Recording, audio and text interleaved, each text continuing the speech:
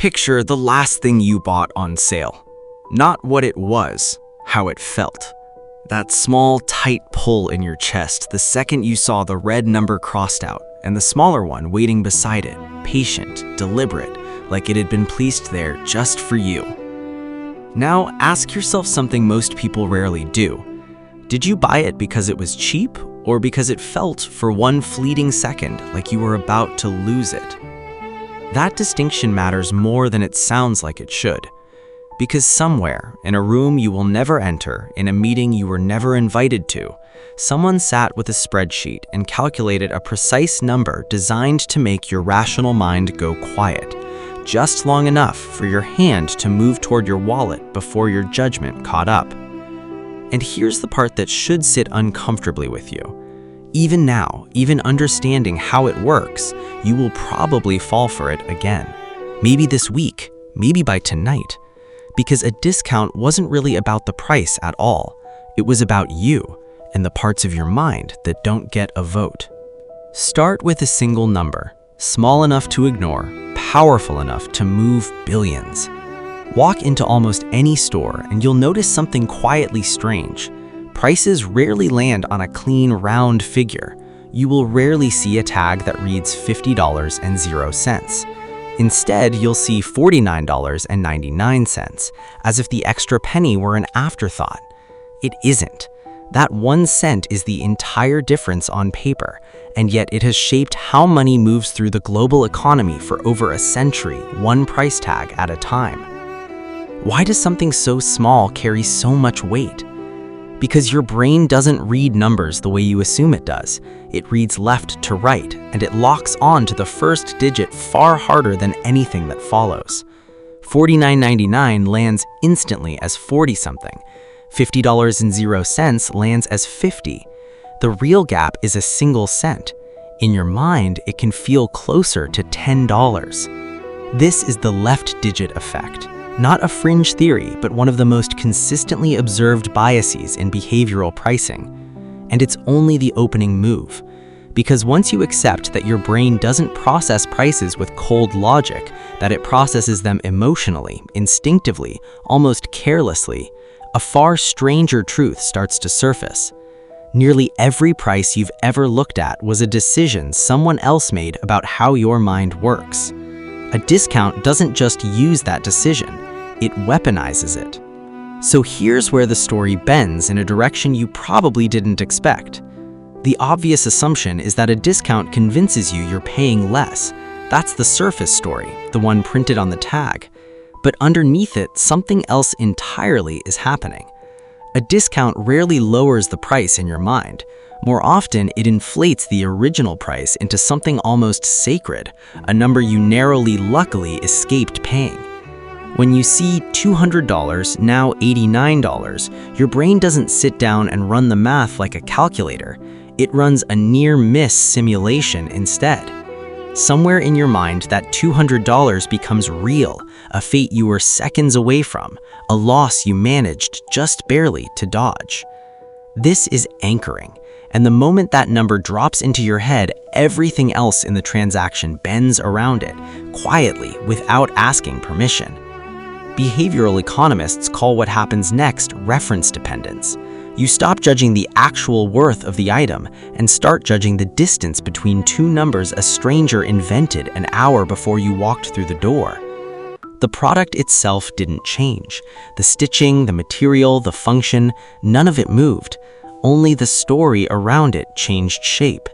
And that story, not the item, is what you paid for. To understand why this works so completely, you have to sit with an uncomfortable truth about the human mind.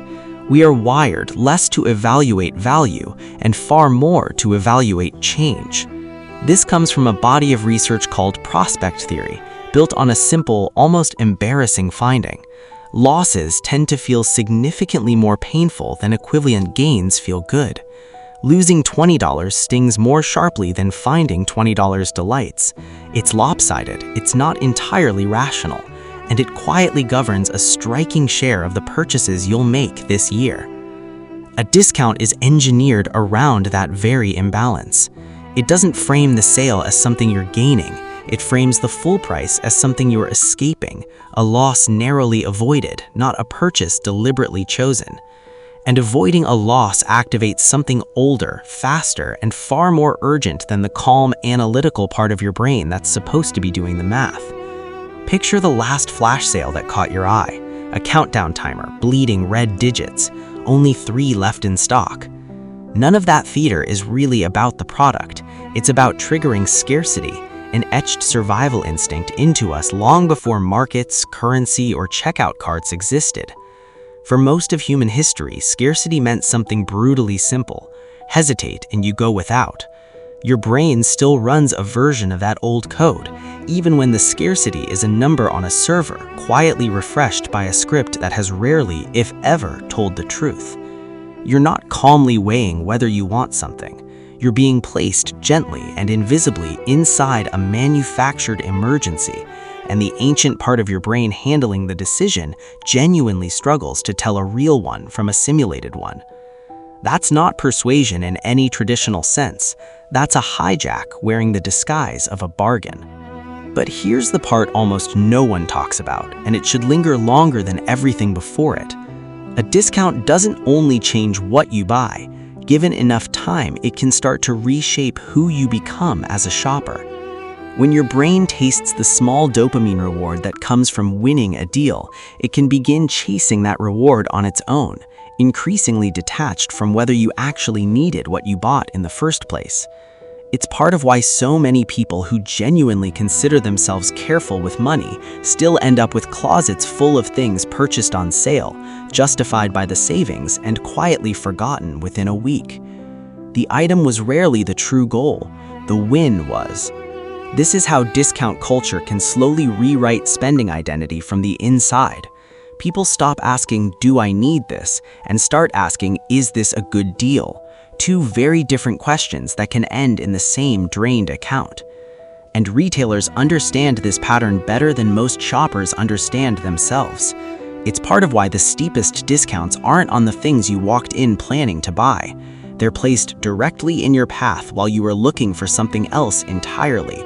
Impulse, carefully engineered and dressed up as luck. You didn't stumble onto that deal. More often than you'd probably like to admit, the deal was already waiting for you. So where does that leave you, now that you can't unsee any of it?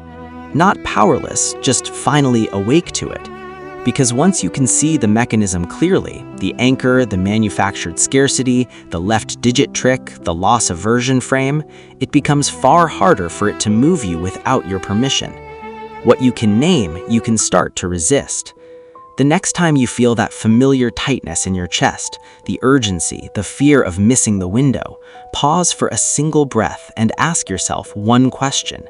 Would I still want this at this price if I'd seen it with no discount attached at all? That single question is often enough to break the spell. It pulls your brain out of the manufactured emergency and back into the rational reign it's built to run in. Most people won't pause long enough to ask it. They'll keep mistaking the thrill of the deal for the value of the purchase. One crossed out number, one countdown timer, one limited stock banner at a time for most of their financial lives. You don't have to be one of them. If this kind of thinking, pulling back the curtain on decisions you didn't realize you were making, is something you want more of, this channel exists for that. Subscribe and let's keep going deeper together. But here's the reframe that changes everything you just watched. For the last several minutes, you've been thinking about discounts as something done to you, a trick, a trap, a tactic engineered to reach quietly into your wallet. Now, turn it around. A discount wasn't really about the price of the product. It's a mirror. It reveals with uncomfortable precision what your mind fears losing, what makes you feel like you're winning, and how much urgency it takes before your judgment quietly steps aside and lets something older drive.